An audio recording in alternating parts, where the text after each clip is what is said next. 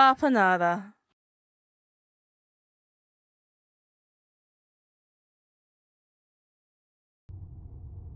The Pale King. Easily the most misunderstood character in the franchise. His complete lack of in-game dialogue leaves the player to infer his beliefs and personality through the final result of his actions. Take a moment to consider what conclusions would be drawn about you if you died at this very moment. What would you leave behind?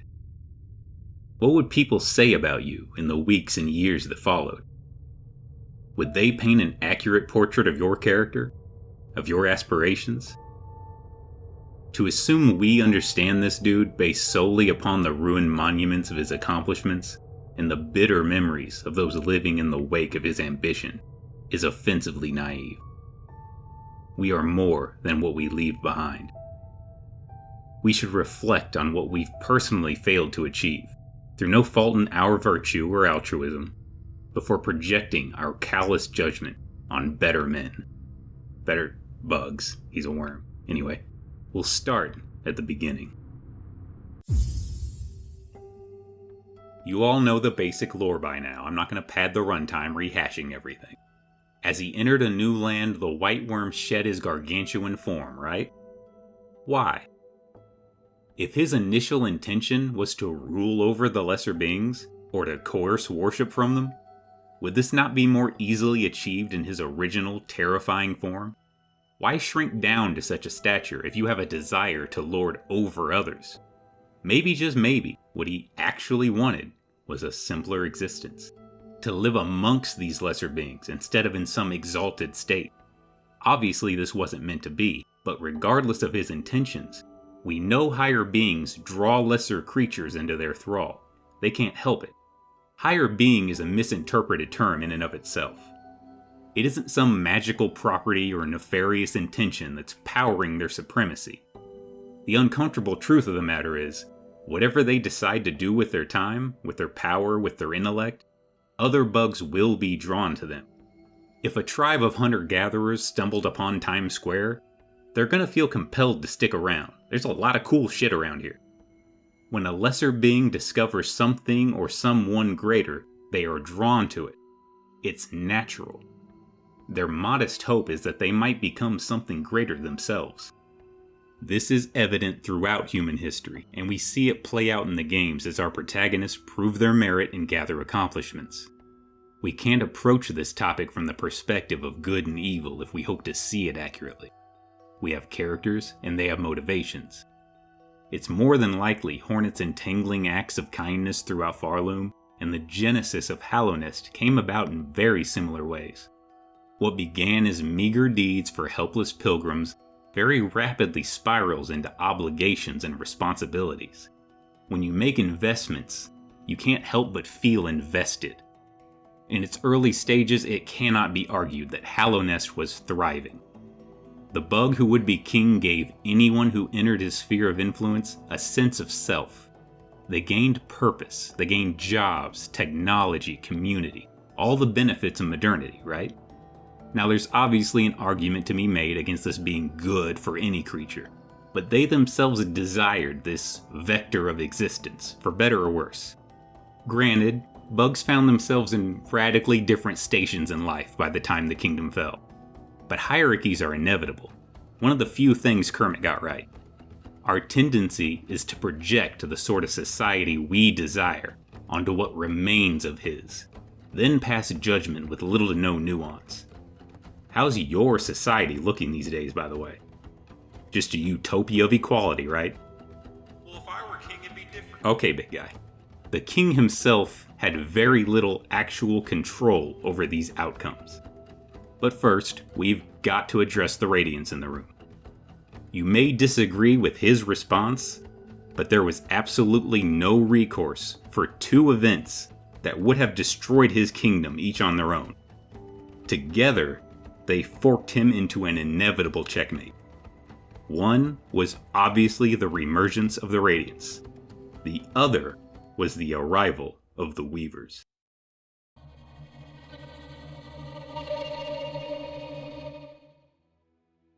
The king sacrificed everything to keep the Forgotten Monarch from taking the mines he granted his people. But who was really pulling the strings in his kingdom? I'm so fucking clever. The assumption here is that the king was an all-powerful dictator and his subjects were helplessly loyal retainers, mere enactors of whatever he decreed. But that's not how a kingdom functions. It doesn't matter if it's some medieval civilization or a modern presidency. A single person does not dictate all policy. It's simply not feasible. You have to delegate. Does your current leader make all the decisions? Or do they merely take responsibility on behalf of a shadowy group of private interests influencing society for their benefit? Starting to make sense? The Weaver rebellion against their Silk Mother is all the evidence we need to understand that a pale being cannot directly control everyone under them. Even creatures they personally evolve or create from scratch have a sense of free will. These spiteful creatures created and eventually automated a cartoonishly evil fortress that literally ran on the souls of the bugs caught in its web. Now, the horrors of this system have been exhaustively covered by other lore videos. You all know what powered the bowels of their holy see. The point is, they have a storied history of manipulation and a total lack of empathy. What does this have to do with Hallownest? Weavers were essential. Not in the construction of, but in optimization and bureaucracy creation, logistics and communication, all the essential pillars that guide and steer a civilization. They slowly began to manage all the fundamental levers and control mechanisms. Hallownest cannot be observed in a vacuum. It was one kingdom in a much larger world. Despite what stories they likely told, the Weavers never had an interest in the prosperity of the White Worm's kingdom, much less his subjects. They were refugees fleeing alleged persecution by a tyrant. They have a true homeland. Any semblance of attachment to Hallownest is nothing more than an understanding of its usefulness to their group's ambitions. They have a divine goal that supersedes all others. They have a holy war to win, but their strength alone wasn't enough. The combined eternal servitude of every bug their siren song could entice wasn't even enough to secure their sovereignty. However, the grand experiment in Farloom and subsequent tinkering in the depths below yielded plenty of application. They were onto something with harnessing soul. The way their matron Silk could extract the soul from the bodies it infested was the beginning of something truly useful. Puppet strings forcing all creatures to dance to their song to finally free them from the consequence of their origin. No amount of suffering caused was too much for their exalted purpose. They would be free of their god at any cost. What began as a modest attempt to better the lives of primitive instinctual creatures slowly grew into a bloated, decadent, unwieldy monstrosity of a kingdom. Hallownest was subverted, propagandized, coerced, tortured, brainwashed, and ravaged by spiders and opportunistic traitors alike. Eventually, they found their chance. All their self-serving assistance finally yielded what they needed. A bargain struck out of desperation in a dying civilization. A child. Here's how it all went down.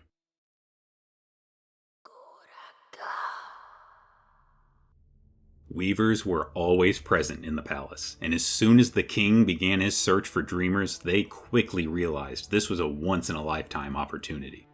Hera was the only weaver with the strength of will and selfless personality for the task. Her strength earned her the position of leader in their distant village. But the red memory shows us an anachronistic pragmatism, actually.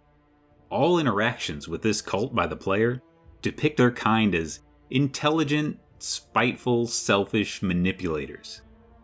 Hera shows us a thoughtful, compassionate insight, wholly absent from her hissing, condescending sisters. Personally, I think this is the direct result of companionship. Hera partnered with Deepnest's original ruler. And while this was obviously a ploy to seize control, she grew as a person. As a bug. God damn it.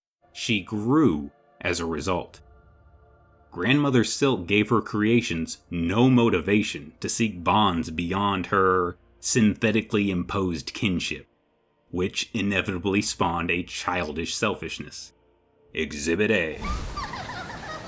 Both the White Lady and the King became convinced Hera is the final piece of the puzzle. The Dreamers must be as dedicated and immovable as the Hollow Knight himself if the kingdom would survive. While the other two Dreamers were content with being immortalized in service to the greater good, the Spiders wanted something more.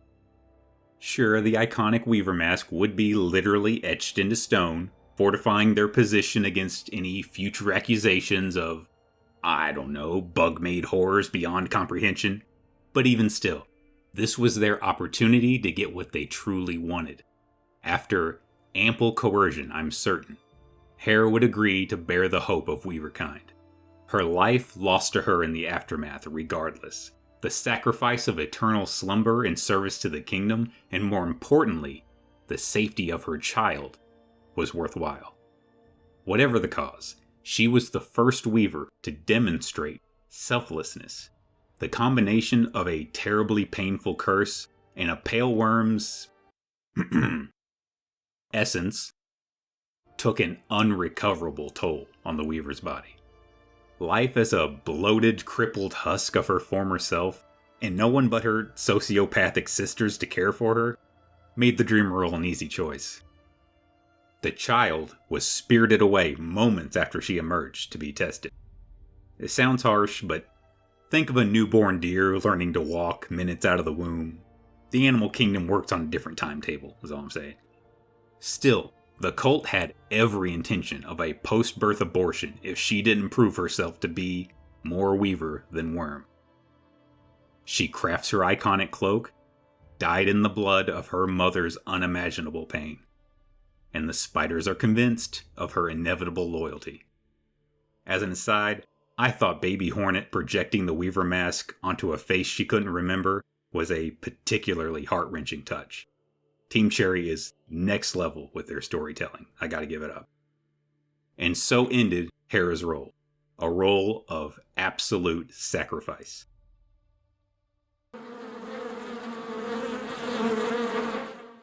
Now, the Weavers were capable in many ways, but motherly is not one of them. Not to mention, if your goal is a usurper spider god, she'll need to be something of a badass. Enter Vespa, ruler of the nearby bee tribe and renowned warrior. Naturally, she would eventually develop an affection for the girl, but this deal was political in its original nature. Like the nearby Mantis tribe, Vespa had no interest in acquiescing with the expanding kingdom, and she wanted a guarantee of sovereignty should she agree to take the child in. For a group so thoroughly integrated into the bureaucracy, this was light work. Some of you will remember the only creatures who resisted the influence of the Radiants were those who refused to integrate. In other words, for the future of the Hive, this was an excellent call. Even so, Vespa's affection was clear, even in her strict tutelage. We get next to no information on Hornet's adolescence in-game, but her poetic prose and haughty attitude give us a bit of insight into Vespa's personality.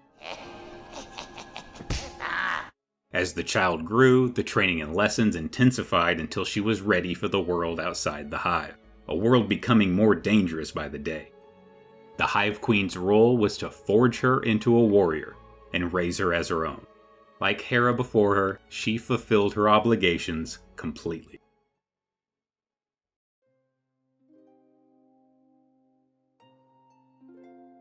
If the Pale King is the most misunderstood character, the White Lady is a close second. By this point, half of you are screeching, "Vespa didn't raise her, the White Lady raised her." Well, you're wrong. Consider the following. What does that say? Does it say, my child? I don't believe it does. Riddle me this. What manner of stepmother refers to the girl she raised as someone else's child? Maybe yours, but you're adopted and your parents don't even love you. Also, why would the Weavers let such an essential tool of their greatest aspiration freely travel between the hive and the palace while the kingdom was falling to ruin? Hell, even if the trams were still running, are you getting on the subway during a zombie apocalypse? Because I'm not. Need more? What does that say? Does it say, "Mommy dearest"? She doesn't even consider her close enough to simply say, "You were wrong." She adds the honorific "lady," which is a practice of formality in royal circles regarding rank in a hierarchy. They came to respect one another. The White Lady even mentions having some affection for her, but that isn't evidence of a parental bond. I have affection for a dog I saw chained up in somebody's yard when I was driving through town. I fucking hate people. I digress.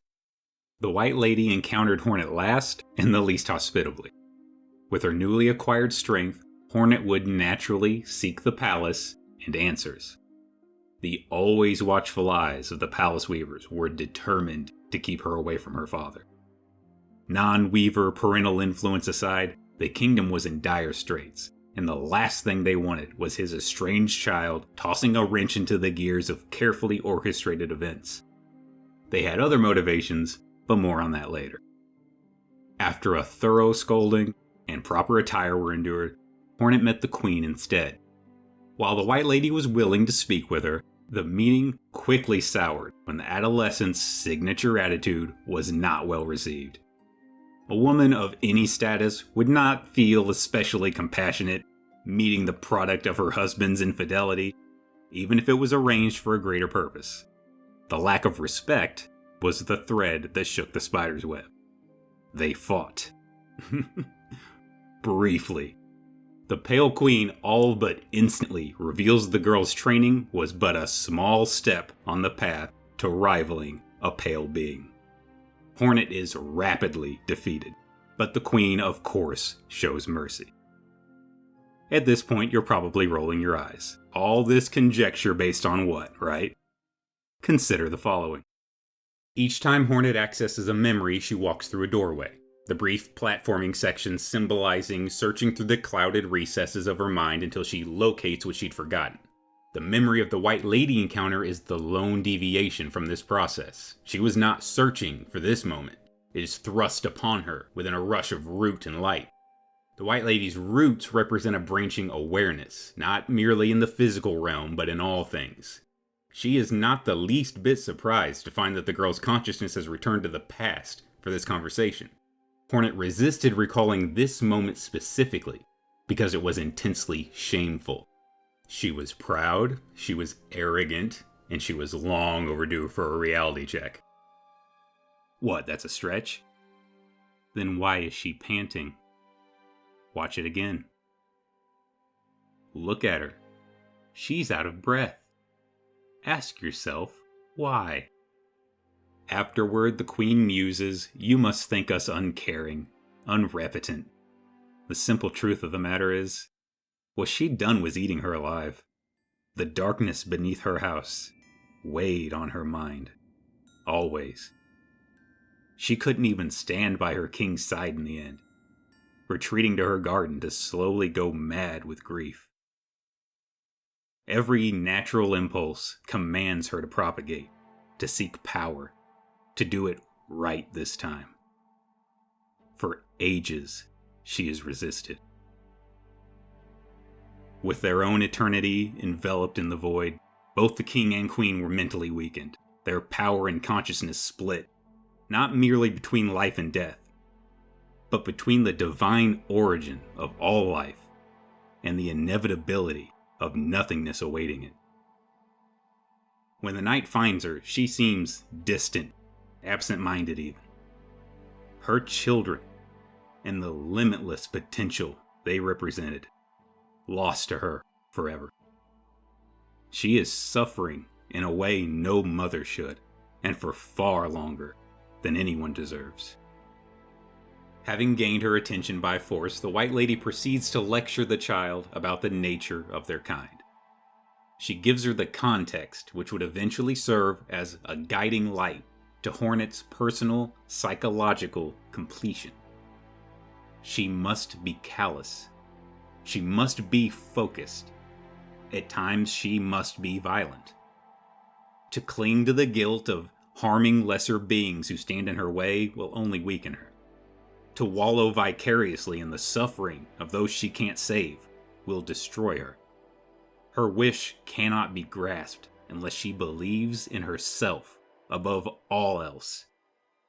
The wish of her mothers, of the weavers, of all beings.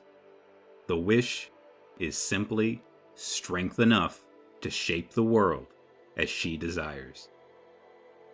She must understand this is not a selfish or evil aspiration. It's what you desire as well. Yes, you, the person watching this video. It's what I desire. It's what any creature capable of empathy desires. To recognize injustice as we define it and be capable of correcting it. Through force, if necessary. It's the reason the Pale King established his civilization. To build an eternal bastion of refuge from the primal, mindless, survival of the fittest paradigm all beings are born into. A wish which failed to endure, because the only thing that's eternal is life itself. At the time, Hornet was forced to bite her tongue and resume her quest for power. The Weavers would depart as the infection seemed insurmountable, but Hornet would linger in Hallownest for quite some time, determined to validate her mother's sacrifice. It's only after a lifetime of experience that she's finally able to clap back at the Queen's words. She watched a civilization fall. She shouldered the pain of countless lesser beings during her journey. She fought, she suffered, she contemplated, and she grew.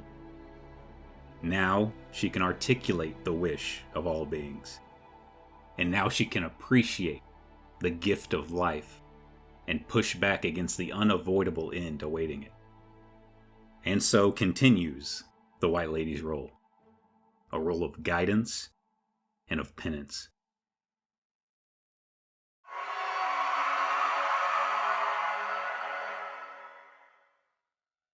It is the king who suffers the most tragic fate of all, and before you curse him for his choices, understand that weavers were crafted by their god for the explicit purpose of creating songs, lyrics, fantasies, lullabies.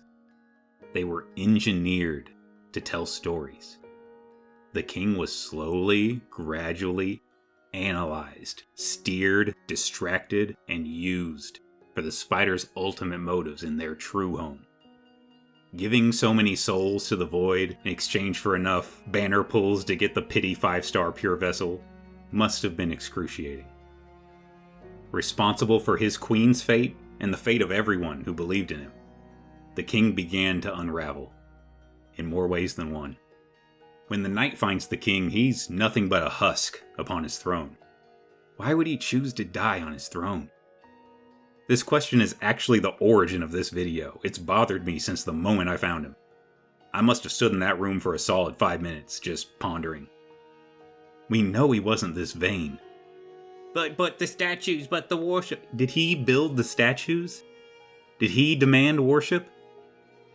We know despite everything, he did care for his children.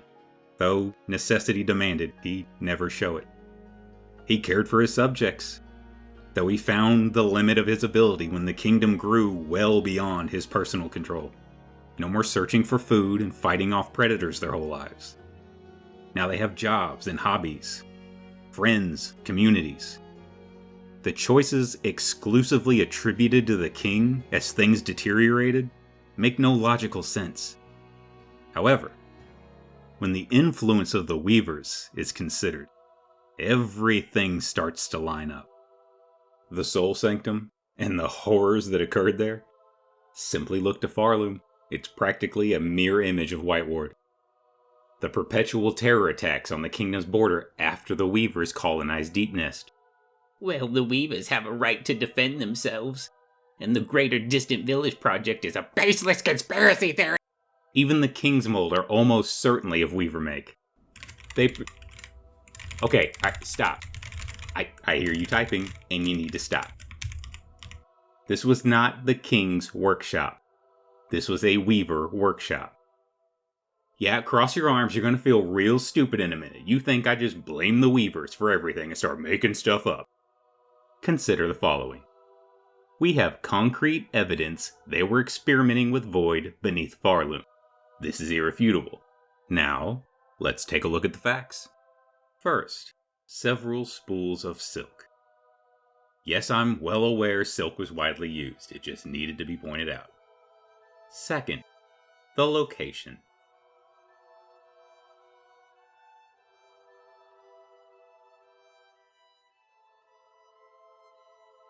Spent a lot of time down here, did he? Third, the collector. I'll remind you, again, the weavers have a fucked up history of experimentation. I have a theory about the collector, but I'm not trying to get my channel banned on the first video. Let's just say his role was convincing certain important people to do as they're told. You might say he's collecting influence. Guys, come on. The Tower of Love, where very young bugs were held captive, at least until they were disposed of in places they wouldn't be found. Island. Well, when you dream nail the mold, it says serve. Okay. Serve who? Whoever's operating the mold, I would think. Serve my creator. Yeah, we'll explain the lore tablet, clever guy. Everyone point and laugh. Indeed. Let's look at all the lore tablets, shall we? The 3 tablets in the King's Pass, each of them embedded in a large egg. Neat. Moving on. Temple of the Black Egg. King's Words, King's Voice, embedded in a large egg. A theme emerges. Ancient Basin, large egg. Howling Cliffs, large egg. Throne Room, large egg. Workshop, clearly removed from a large egg and relocated. What a quaint little stand it's been placed on, so the King's Words can be studied. Oh no, go ahead, finish your tweet. Hashtag it, I'll wait. They portray themselves as victims, yet have direct control over every manner of power and influence. The most loyal, dependent, and more importantly, obedient bugs lived in luxury. The more independence the bugs sought, the harsher their lifestyle seemed to be. These are mafia tactics. Even the decision to bamf the castle into the Dream Realm doesn't really mesh with the king's ambitions. Do you really believe he wanted to leave his wife behind to the seemingly unstoppable infection? Ask yourself, who actually benefits? It didn't happen overnight, but once the spiders had proven their usefulness to his cause, their influence was absolute. With the king as their figurehead of accountability, they had practically free reign for their hidden motives, and unlimited resources to draw from. We all recognize Oberstein's effectiveness, but he got Kirky Ice killed. Fuck you, Oberstein, fake-eyed piece of shit. Where are the Weavers now? Well, their behavior does resemble another organism. It's the smell. The only fault that can be placed squarely upon the king's shoulders is failing to completely consider what he was sacrificing to achieve his wish as quickly as possible. It was his impatient greed to see his kingdom and its people thrive. The pure vessel idea was a pipe dream, a nice poem, a monument to sacrifice. Listen to the bitterness in those words. The shame. We shall enter that place no longer. This man hated himself. Call it an accident, call it foresight, call it destiny. It was the specific act of giving so many souls to the void that delivered Hallownest from the plague of dreams. Hollow Knights would continue to rise up until the void could brute force the solution. This is how multiple endings are canonical. Even if you got the sealed vessel ending, eventually a knight will obtain the void heart. It's a matter of time.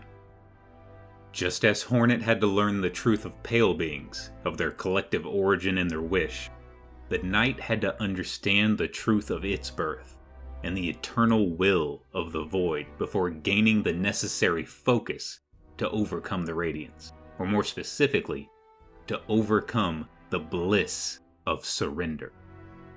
The siblings are two sides of a coin. What is life without death? What is death without life? Void-given focus is simply the vessel which understands that quitting is not an option. Life and death must be in balance, and you are the instrument of this end. As I said, it's the king who suffers the most tragic fate, and that probably doesn't make much sense just yet. Well, in what is probably the darkest bit of lore in the Hollow Knight Extended Universe, I don't think the king died. You've heard this one before. The king did not give up. We would have found him possessed by the Moth God if he did. However, the scheming weavers had gotten all they could out of this kingdom. Almost everything. They perfected this process long before they ever set foot in Hallownest. While it's true the king gave them their child, they're not even the type to gamble everything on the loyalty of a pureblood, much less a pale mutt. A pure silk? The final weaver in Hallownest waits patiently in the shadows. Her kin and their creations all lost to the dopamine-fueled escape the Radiance offered. Sure, the bulk of them simply fled, but one stationed sentry with an essential task remained behind. Because in the end, the king was carefully unraveled, spooled, and stored away. A limitless potential transcribed into divine silk. An insurance policy should the child fail.